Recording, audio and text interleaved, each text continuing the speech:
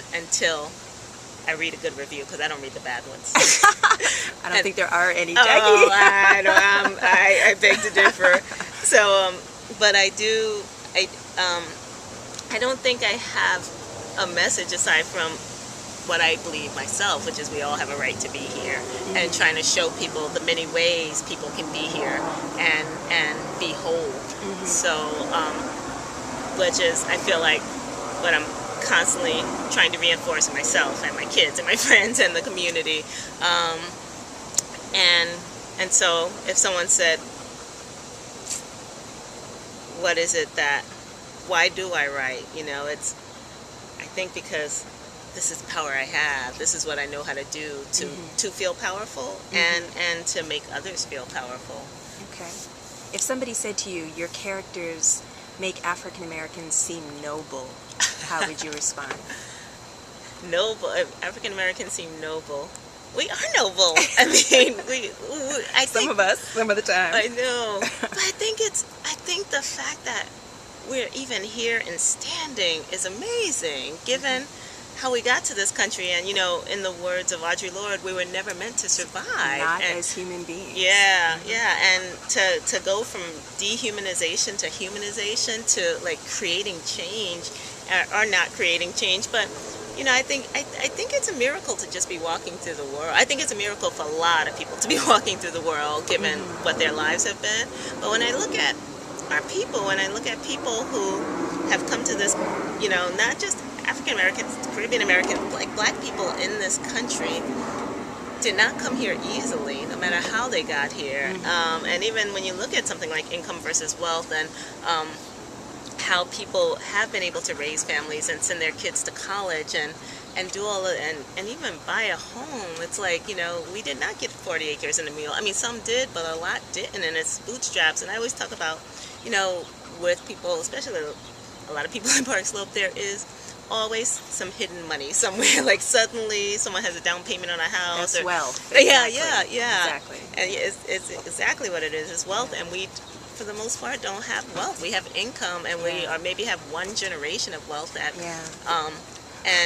and what we have, I think, is the wealth of our history and the wealth of our survival, and the fact that when all else fails, like, this is what we can come back to. And I think it helps me when I'm writing a book. I think, you know, I'm writing the 30th book, and I'm still like, I don't think I can do this, you know. And It's like, I'm sorry, it never goes away.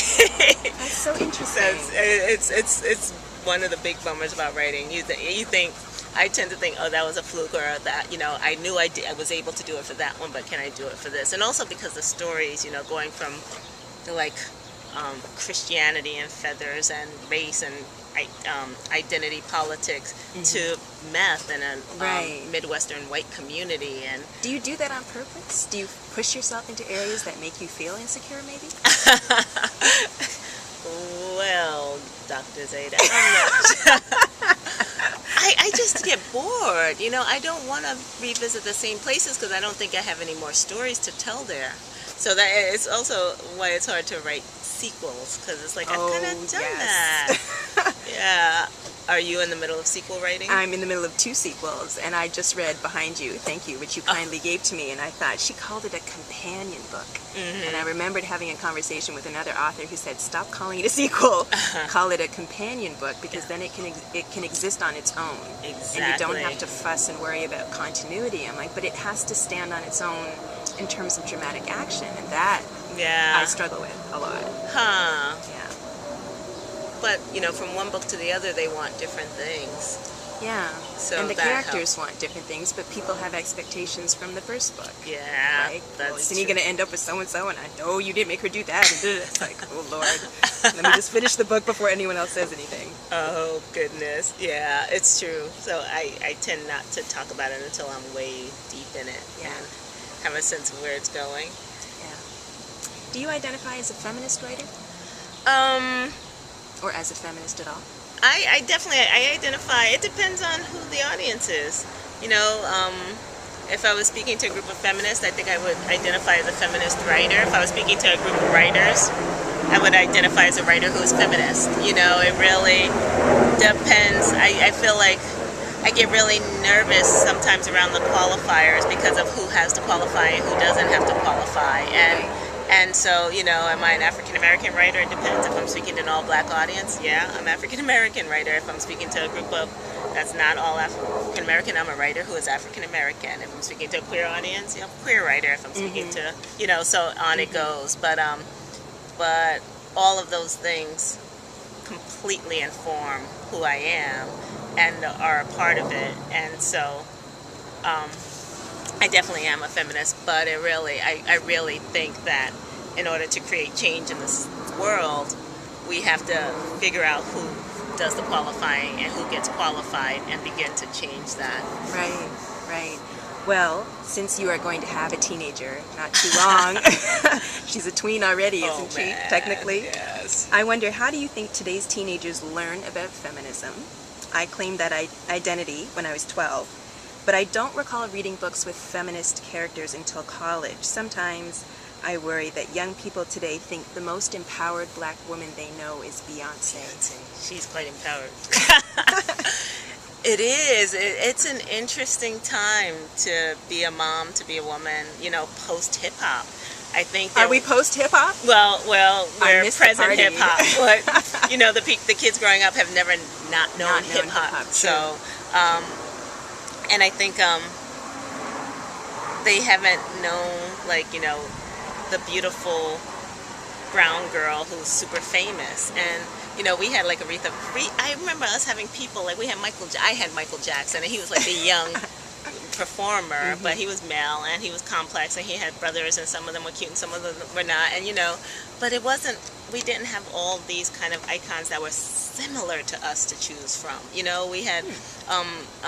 So I wasn't trying to say I could be the next Aretha Franklin or Al Green or whoever it was. I didn't want to. That was a different world. But here the worlds have come so close, in this information age. Everything is right up on us, and we have all this information about everybody, and all this access and friendship too. So suddenly this is what kids are, this is their world. And I think one thing that I've noticed with my daughter, she has Tashawn, who is Toshi Regan's daughter, who's her cousin, and she idolizes her. And then she has her Callie, who's Linda Villarosa's daughter, who Linda used to be one of the heads at Essence magazine, and she wrote the story about the first lesbian story in Essence about coming out, and she got all this hate mail and then all these love letters from prisoners. It was crazy. But having those two teenagers in her life kind of make a big difference, because Tashawn, who her grandmother is and her mother is, and now who she's become, which took her a long time to get there, but she's Toshi, you need to shower, you smell. And Toshi's okay, I hear. Toshi, you need to stop looking at whoever the celebrity is and think about what you want to be. And it's so interesting that she can't hear it from us, but from teenage girls. And I was looking at New Moon Girl, which is a magazine I got from her, which is a feminist young girls magazine. It's great. And I'll give you one of the older copies. When she first got it, she's this doesn't have any advertisements in it. And I'm yes, that's the point of it. Yeah, and she hated it at first, and then I saw her kind of sneaking and reading the articles. But one thing New Moon Girl says is young girls need to have an older girl that they look up to. And so they have all these celebrities and things close, but then they have this real person even closer. And that person needs to be, someone on the up and up. And Callie and Tashawn are two teenagers I trust, to forever, and that's going to make a difference in her life. Also, I think that she's being raised by a village, and that's why coming back to the Republicans and them saying that these single families exist or whatever they say, they don't understand it culturally, that a lot of times these kids may have a single dad or a single mom, but they also have these villages going on, and people who are not letting them get away. Yeah, and then they don't have what I call the nuclear insanity, where even when I was growing up with my mom and grandma, I was this is the family, it doesn't go outside of the family, don't tell anybody about that. And now we have the village, and they're what, your mom is crazy if she thinks you should do it. And so the kid has other adults to bounce off multiple stuff. Perspectives. Yeah, exactly.